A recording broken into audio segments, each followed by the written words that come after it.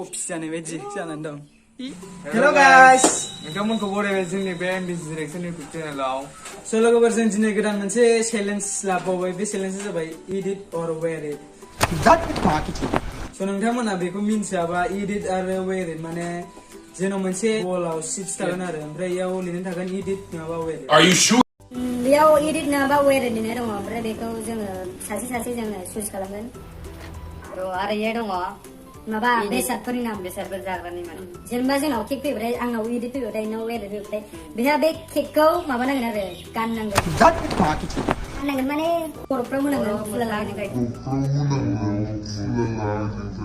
ओमफ्राय इडिट फैबाथाय आं बेखौ जानांगोन नोंथांमोना एसेबाबो बुजिबाय जानांगौ थ' गाइस नोंथांमोना नायलांदो भिडिअखौ लोगोफोरनि मुवाफ्रा केक लादोंहाय ओमफ्राय आपेल साइडार भिनेगार सया सस ओमफ्राय साना ओमफ्राय नै आसोल बेनो बेखौनो गिगासिनो जोङो इडिट फैबा मा जागोन बेखौनो सानगासिनो दावदै ओमफ्राय बे जाबाय बेस्ट गुलाब जामुन मिस्टि बे जाबाय लेमन ओमफ्राय हट सस स' लोगोफोर बेनो नोंथांमोना नायलांदो स' लोगोफोर फार्स्ट राउन्डखौ स्टार्ट खालामसै फार्स्ट राउन्डखौ होनसै दे इयो जाग्रा मुवा दे इयो जाग्रा ओमफ्राय र' बग'र नाङा इडिट ना वेर इटखौ चुज खालामदो केमेरायाव स्टिक होना वेर इट बेखौ मोनजाला आरोना स' लोगोफोर वेर इट जाबाय नालाय दावदैखौ दाना मा खालामनो मोनजायाखै होनबाबो बेनो साबसिन जादों दावदैखौ स' रेडि जाबाय दा स' लोगोफोर बेनि खर'आव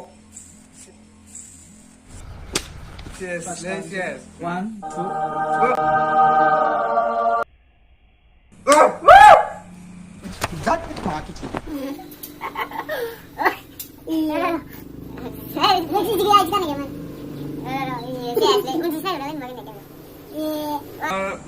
Let's start then. Next So second round आंनि बारि दे बे जाबाय जाग्रा मुवा आंनि फाला नालाय भिनेगार पिच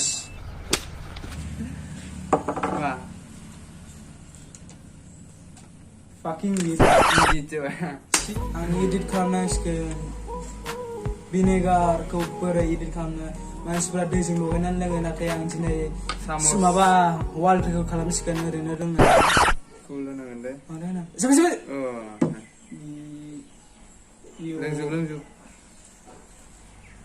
कल सुबह पनवेल निकलना है फिनिश कलम तो प्लीज इसको लाइक और फॉलो करके आगे बढ़ा दीजिए ये लड़का बहुत ही मेहनत कर रहा है प्लीज इस वीडियो को वायरल कर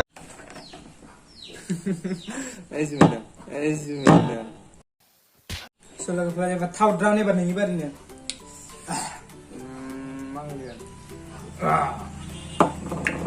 दिखा दो जल्दी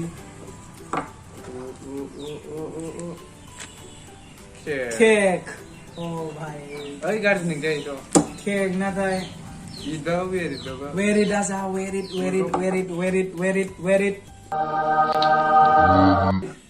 yes सोलह के केक को एबार वेर इट comes इडिट मोनबा जागौमोनथाय तो वेर इट नालाय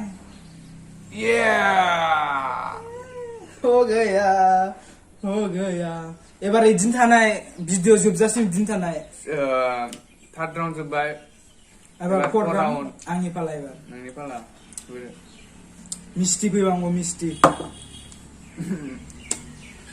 मा मिस्टी gulab jamun they were it ल' फै वेर इट इट ना वेर इट वेर इट मोननाय गुलाब जामुन खावसे दोनरा खावसे लोगोलै ओ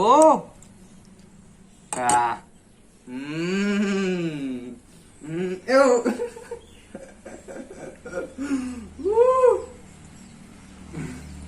जाबाय दे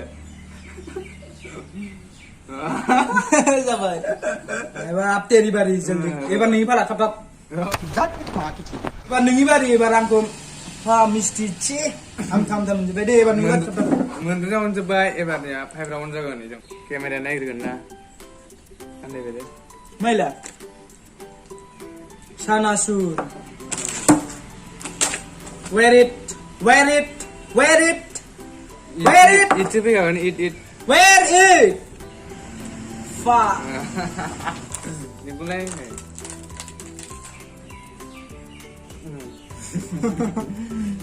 Solo ke perangi bari bang. Cukup. Bas. Mana? Lemon. Lemon. Anga. फुननायनिफ्राय जागोन नांगौ फुनजे आं नांगौ जागोन eat it Eat. ठीक है That's ini mana? Next round. Okay एबार नोंनि फाला Ini mana? जोंना लास्ट टु राउन्ड दंबावो एबार बे Angni मोनसे. Ini मोनसे, आंनि मोनसे. नायला soya sauce Koro bodeng sih yes. soya sauce where it pina eat it जानाय eat it yes बांद्रायना Flavor. Nice like this one. गबो Ya dah. आं बदाय भिनेगारखौ गबोदों एकदम घटिया टेस्ट भिनेगारना फॉलो करके आगे बढ़ा दीजिए ये लड़का बहुत ही मेहनत कर रहा है प्लीज इस वीडियो को भाइरल कर Gebab एकदम बोरैबा मोनजाथारो दे. एबार आंनि फाला लास्ट राउन्ड मुलि बायदि.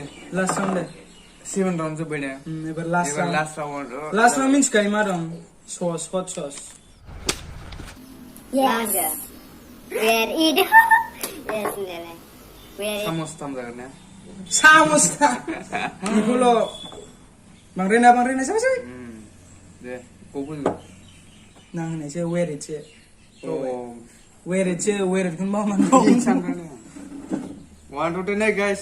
Lihat nawar kamera koro. Oh.